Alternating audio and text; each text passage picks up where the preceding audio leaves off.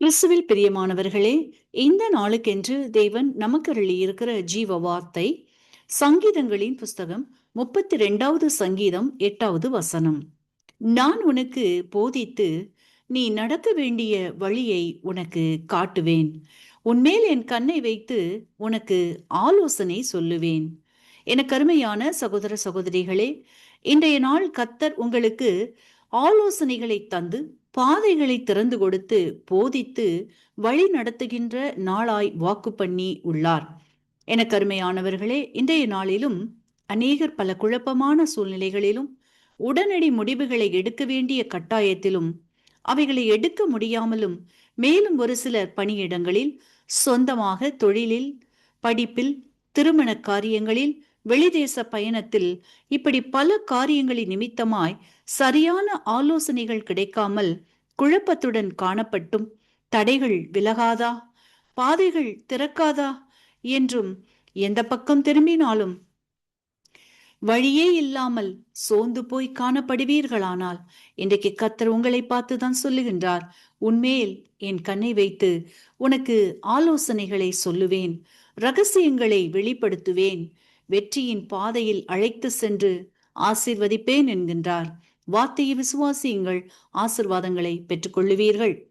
இன்றைக்கும் நாம் ஆதியாகமத்தின் புஸ்தகம் 30வது அதிகாரத்தை வாசிக்கையில் அங்கே லாபான் யாக்கோபை ஏமாற்றுகிறதையும் 10 முறை சம்பளத்தை மாற்றுகிறதையும் 20 வருடம் அடிமைப்படுத்தியதையும் குறித்து பார்க்கின்றோம்.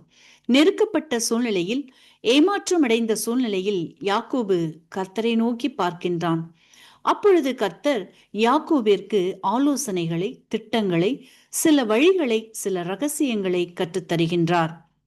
புன்னை, வாதுமை, அர்மோன் என்னும் மரங்களின் கொப்புகளை வெட்டி ஆடுகள் தண்ணீர் குடிக்க வரும் கால்வாய்களிலும் தொட்டிகளிலும் போட்டு வைக்கும்படி கூறுகின்றார்.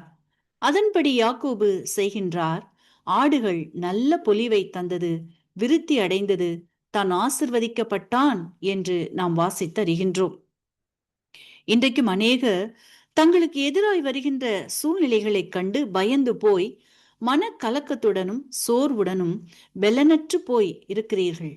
இன்றைக்கு கர்த்தர் உங்கள் சூழ்நிலைகளை கண்டு சோர்ந்து விடாதபடிக்கு சத்துவத்தையும் பெலனையும் தருகின்றார்.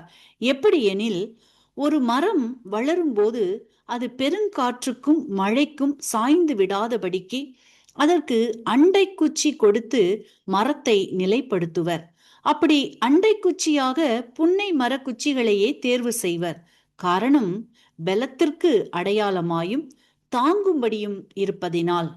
இன்றைக்கும் கர்த்தரே உங்கள் பலனாயிருந்து உங்களின் சூழ்நிலைகள் எதுவாக இருந்தாலும் அவற்றை மேற்கொள்ளுகிற பலனை தருகின்றார். அவரே உங்கள் பலனாய் மாறி ஆசீர்வதிக்கின்றார். இரண்டாவதாக, அநேகர் இன்றைக்கு முன்னேறுவதற்கான பல முயற்சிகளை எடுத்துக்கொண்டு இருந்தாலும் எப்பக்கம் திரும்பினாலும் சோதனைகள், வேதனைகள், தடைகள், ஏமாற்றங்கள், நஷ்டங்கள், இழப்புகள் இவைகளை சந்தித்து சந்தித்து மனம் சோர்வடைந்து செய்வதறியாது காணப்படுகிறவர்கள் அநேகர். இன்றைக்கு கர்த்தர் உங்கள் காரியங்களை, திட்டங்களை, நீங்கள் எடுத்திருக்கின்ற தீர்மானங்களை, உங்களுக்கு வரவேண்டிய எதிர்பார்த்து காத்திருக்கின்ற காரியங்களை வாதுமை மரத்தின் தீவிரமான வளர்ச்சியை போல துரிதமாய் நடத்தி தந்து ஆசிர்வதிக்கின்றார். மூன்றாவதாக, இன்றைக்கு நீங்கள் எடுக்கிற முயற்சிகளில், பிரயாசங்களில் எல்லாம் கர்த்தர் பெருத்த தயவை உண்டு பண்ணுகின்றார். தடைப்பட்டிருக்கிற காரியங்கள் எதுவாக இருந்தாலும் இன்றைக்கு தடைகளை விலக்கி போட்டு தேவ தயவு, மனித தயவு கிடைக்க பண்ணி ஆசிர்வதித்து அர்மோனை போல நீங்கள் வாசனை வீசுகிறவர்களாக உலகிற்கு சாட்சியாக வைத்து ஆசிர்வதிக்கின்றார். இந்த வார்த்தைகளை கேட்டுக்கொண்டிருக்கின்ற எனக்கு அருமையானவர்களே, இன்றைக்கு கர்த்தர் நீங்கள் நடக்க வேண்டிய வழிகளை காண்பித்து ஆலோசனைகளை கூறி தோல்விகளை ஜெயமாக மாற்றி வெற்றி உள்ள ஒரு வாழ்க்கை வாழும்படி ஆசீர்வதிக்கின்றார். வார்த்தையை விசுவாசியுங்கள், ஆசிர்வதிக்கப்படுவீர்கள். நான் உனக்கு போதித்து நீ நடக்க வேண்டிய வழியை உனக்கு காட்டுவேன். உன்மேல் என் கண்ணை வைத்து உனக்கு ஆலோசனை சொல்லுவேன். ஆமேன். இன்றைக்கும் இந்த வார்த்தைகளை கேட்டுக்கொண்டிருக்கின்ற உங்களில் யாரேனும் உங்களின் பாவங்களுக்காக மரித்து உயிர்த்தெழுந்த இயேசுவை அறியாமலும் விசுவாசியாமலும் இருப்பீர்களானால் இன்றைக்கு உங்களை ஒப்புக் கொடுத்து விசுவாசியுங்கள். உங்களின் பாவங்களும் மன்னிக்கப்பட்டு விடுதலையாகி ஆசிர்வதிக்கப்படுவீர்கள். இந்த வார்த்தைகள் மூலமாக கர்த்தர் இன்று உங்களை ஆசிர்வதிப்பாராக.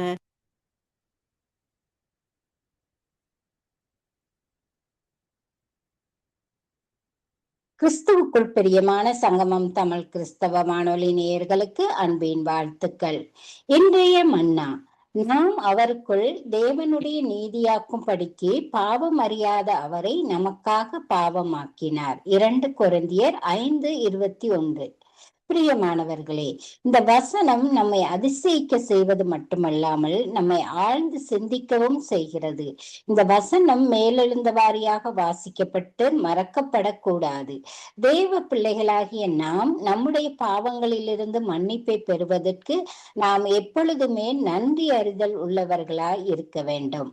அது மட்டுமல்ல, நம்முடைய பாவத்திலிருந்து நம்மை மீட்பதற்கும் அவருடைய நீதியை நமக்கு கொடுப்பதற்கும் இயேசு கொடுத்த அந்த மதிப்பிட முடியாத கிரயத்தை நாம் அனுதினமும் நினைவு கூர்ந்து அவரை துதிக்க வேண்டும். உலக ஜனங்களின் பாவம் எல்லாவற்றையும் தன்மேல் சுமந்தப்படும்படி ஏற்றுக்கொண்ட பாவமில்லாத மனுஷகுமாரனுடைய சிலுவை காட்சியின் நிலைமை எவ்வளவு வேதனையாக இருந்திருக்கும். சிலுவையில் நம்முடைய பாவம் சாபத்திற்காக விவரிக்க முடியாத வேதனையை தன்னுடைய ஒரே பேரான குமாரன் அனுபவித்ததை பரலோக பிதா பார்த்த போதே எமக்காக சகித்த அந்த அன்பை நினைத்து பாருங்கள்.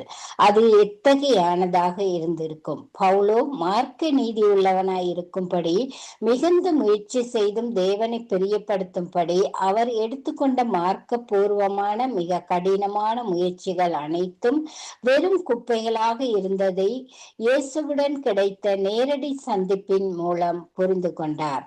ஆம் தேவ பிள்ளைகளே, தேவன் நம்முடைய பாவமான அழுக்கு வஸ்திரங்களுக்கு பதிலாக நீதியின் சிறந்த வஸ்திரங்களை மாற்றி தருகின்றார் என்பது தேவனுடைய இரக்கத்தின் அற்புதமாய் இருக்கிறது. எம்மை ஒப்புவித்து தேவனுடைய கரத்திலே ஒப்புவித்து செபிப்போம். கர்த்தர் தாமே நம் ஒவ்வொருவரையும் நிறைவாக ஆசீர்வதிப்பாராக. ஆமேன். God bless you. இன்றைய வேத வார்த்தை இன்றைய நாளிலும் 15ஆம் தேதி ஜூன் மாதம் 2026 திங்கட்கிழமை இந்த காலை வேளையிலும் கர்த்தருடைய வார்த்தை இந்த நாட்களிலே இப்படியாக வருகிறது. உபாகமம் 12ஆம் அதிகாரம் 7வது வசனம் ஆண்டவருடைய வார்த்தை சொல்லுகிறது, அங்கே உங்கள் தேவனாகிய கர்த்தருடைய சந்நிதியிலே புசித்து நீங்கள் கையிட்டு செய்து உங்கள் தேவனாகிய கர்த்தர் உங்களை ஆசீர்வதித்ததுமான யாவையும் நீங்கள் உங்கள் குடும்பத்தாரும் சந்தோஷப்படுவீர்களாக என்று சொல்லி இந்த வார்த்தை இந்த நாட்களில் சொல்லுகிறதை பார்க்கிறோம்.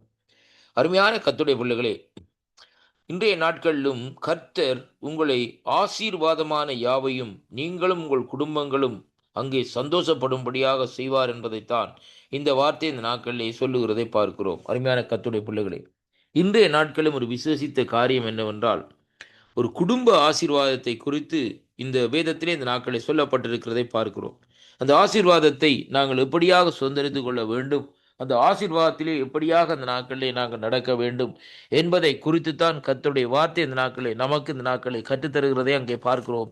அருமையான கர்த்தருடைய பிள்ளைகள், அதனாலே பாருங்கள், இங்கே வேதம் சொல்லுகிறபடி இந்த நாட்களில் இந்த ஆசீர்வாதங்களை நாங்கள் எப்படியாக சுதந்திரித்து கொள்ள வேண்டும் என்பதை குறித்து கர்த்தர் இந்த நாட்களிலே நம்மோடு இந்த நாட்களிலே இப்படியாக பேசுகிறார் என்பதைத்தான் இன்றைக்கு நாங்கள் காண்கிறோம். அருமையான அன்பு பிள்ளைகளே, இந்த நாளிலும் பாருங்கள், இந்த ஆசீர்வாதமான வார்த்தைகள் இந்த நாட்களிலே எப்படியாக இந்த நாட்களில் வேதத்திலே சொல்லப்பட்டிருக்கிறது என்பதை குறித்து சற்று இந்த நாட்களில் வேதத்திலே நாங்கள் ஆராய்ந்து பார்ப்போமா இருந்தால், அங்கே வேதம் சொல்லுகிறது, அங்கே உன் தேவனாகிய கர்த்தருடைய சந்நிதியிலே நீங்கள் புசித்து நீங்கள் கையிட்டு செய்து உங்கள் தேவனாகிய கர்த்தர் உங்களை ஆசீர்வதித்ததுமான யாவும் என்று சொல்லி இந்த நாட்களில் சொல்லப்படுகிறதை பார்க்கிறோம். அது மட்டுமல்ல, இது ஒரு தனிப்பட்ட ஆசீர்வாதம் அல்ல, ஒரு குடும்பத்துக்குரிய ஆசீர்வாதமாக இந்த நாட்களில் இருக்கிறபடினால் சந்தோஷப்படுவீர்களாக என்று சொல்லி இந்த நாட்களிலே ஆண்டவர் இந்த நாட்களில் நமக்கு சொல்லுகிறதை பார்க்கிறோம். அன்பு பிள்ளைகளே, நம்முடைய குடும்பத்திலே சில வேளைகளில் சந்தோஷம் இல்லாமல் இருக்கலாம். ஆனால் ஆண்டவர் இன்றைக்கு விரும்புகிற காரியம் நம்முடைய குடும்பத்தை ஆசீர்வதிக்கும்படியாக, நம்முடைய பிள்ளைகளை ஆசீர்வதிக்கும்படியாக, நம்முடைய கற்பத்தின் கனிகளையும் அது மட்டுமல்ல நாங்கள் கையிட்டு செய்கிற காரியங்களையும் ஆசீர்வதிக்கும்படியாக தேவன் இந்த நாட்களை விரும்புகிறார். அதனாலே இன்றைய நாட்களிலே இந்த ஆசீர்வாதத்தை நாங்கள் சுதந்திரித்துக் கொள்ளுகிறவர்களாயும் ஆசீர்வாதத்தை பெற்றுக்கொள்ளுகிறவர்களாயும் அந்த ஆசீர்வாதத்தின்படி நடக்கிறவர்களாயும் இந்த நாட்களை நாங்கள் இருக்கும்படியாக தேவனுடைய கரத்தில் இந்த நாட்களை நம்மை ஒப்புக் கொடுப்போமா? ஆண்டோடைய கரத்தில் இந்த நாட்களை நாங்கள் ஒப்பு கொடுக்கிற வேளையிலே கர்த்தருடைய கரம்தானே கூட இருந்து சகல விதமான ஆசீர்வாதத்தினாலும் ஆசீர்வதித்து நம்மை இந்த நாட்களை நடத்த அது வல்லதா இந்த நாட்களை இருப்பதற்காக நாங்கள் அவரை துதிப்போம். எனக்கு அருமையான அன்பு பிள்ளைகளே, இந்த அருமையான இந்த உபாகமம் 12ஆம் அதிகாரத்தில் 7வது வசனத்தில் சொல்லப்பட்ட ஆசீர்வாதத்தை நாங்கள் சுதந்திரித்துக் கொள்வதற்கு நாங்கள் அதற்கு பாக்கியவான்களாக இந்த நாட்களை நாங்கள் அங்கே அழைக்கப்பட்டவர்களாக இந்த நாட்களை இருப்பதனால் ஆசீர்வாதத்தை சுதந்திரித்துக் கொண்டு குடும்பத்தோடு இந்த நாட்களை ஆசீர்வாதமாக இருக்கும்படியாகவும் கர்த்தர் உங்களை ஆசீர்வதிக்கும்படியாகவும் இந்த நாட்களை விரும்புகிறார். அதனாலே அன்பு பிள்ளைகளே, இந்த ஆசீர்வாதத்தை விட்டு விடாதீர்கள். குடும்ப ஆசீர்வாதத்தை பெற்று பிள்ளைகளோடு இந்த நாட்களிலே சந்தோஷமாக இருக்கும்படியாக தேவன் தருகிற அந்த ஆசீர்வாதத்தை நாங்கள் பெற்று அதன்படி இந்த நாட்களிலே நாங்கள் நடந்து கொள்வோம். அப்படியானால் இந்த நாட்களிலே இந்த வார்த்தைகளை கேட்கிற ஒவ்வொரு வீடுகளிலும் ஒவ்வொரு குடும்பத்துக்குள்ளும் கர்த்தருடைய ஆசீர்வாதம் இந்த நாட்களை கடந்து வந்து கொண்டிருக்கிறது. எந்த காரியங்கள் உங்களுடைய குடும்பத்திலே தடைப்பட்டிருக்கிறதோ, எந்த ஆசீர்வாதங்கள் தடைப்பட்டிருக்கிறதோ, எல்லா ஆசீர்வாதங்களையும் இந்த நாட்களே தேவன் உடைத்து இந்த நாட்களை பாருங்கள். இன்றைக்கு உங்களுடைய குடும்பத்தை தனிப்பட்ட விதமாக கர்த்தர் இந்த நாட்களை ஆசீர்வதிக்கும்படியாக அவருடைய ஆணி பாய்ந்த கரம் உங்களுடைய குடும்பங்களை தேடி இந்த நாட்களை வந்து கொண்டிருக்கிறது. அதனாலே இந்த வாக்குத்தத்தங்களை விசுவாசியுங்கள், தேவனிடத்திலே திரும்புங்கள். இந்த நாட்களே கர்த்தர் நம்மை ஆசீர்வதிக்கும்படியாகும். அது மட்டுமல்ல, அந்த ஆசீர்வாதத்துக்கு நாங்கள் பாத்திரவான்களாய் நடக்கும்படியாகவும் ஆண்டவருடைய சமூகத்திலே இந்த நாட்களை திரும்புவோமா? ஆண்டவருடைய சமூகத்தில் அவரை நேசிப்போமா? இந்த வேளையில் நாங்கள் ஜெபம் பண்ணுவோம். இரக்கமுள்ள பிதாவே, இந்த அருமையான வேளையிலும் இந்த ஆசீர்வாத வார்த்தைகளை தந்த கிருபைகளுக்காக உமக்கு ஸ்தோத்திரம். இந்த வாக்குத்தத்தங்களை கேட்கிற ஒவ்வொரு குடும்பத்துக்குள்ளேயும் ஆண்டவர் உம்முடைய ஆசீர்வாதம் கடந்து வரும்படியாக ஜெபிக்கிறேன். எல்லா தடைச்சுவர்களும் எல்லா பிசாசு போடுற எல்லா கட்டுக்களையும் நீக்கி அந்த குடும்பங்களை ஆசீர்வதித்த நாட்களிலே ஆண்டவரே அவர்களுடைய தலைகளை உயர்த்தி நீர் நடத்தும்படியாக உம்முடைய கரத்துக்களே இந்த நாட்களை ஒப்புக் கொடுக்கிறேன் ராஜா.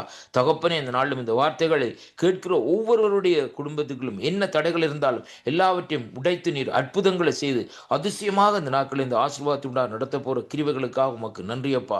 வாக்குத்தத்தங்கள் எல்லாம் ஜீவனும் வல்லமுள்ள வார்த்தைகளாக இந்த நாட்களில் இருப்பதற்காக இந்த வாக்குத்தத்தங்களை விசுவாசிக்கிற ஒவ்வொரு மீதும் உம்முடைய ஆசீர்வாதம் தங்கும்படியாக ஆண்டவரும் இரட்சகருமாக இருக்கிற இயேசு கிறிஸ்துவின் நாமத்திலே வாழ்த்தி ஆசீர்வதிக்கிறேன். கர்த்தருக்கே மகிமையும் கனமும் துதியும் புகழும் உண்டாவதாக. ஆமேன்.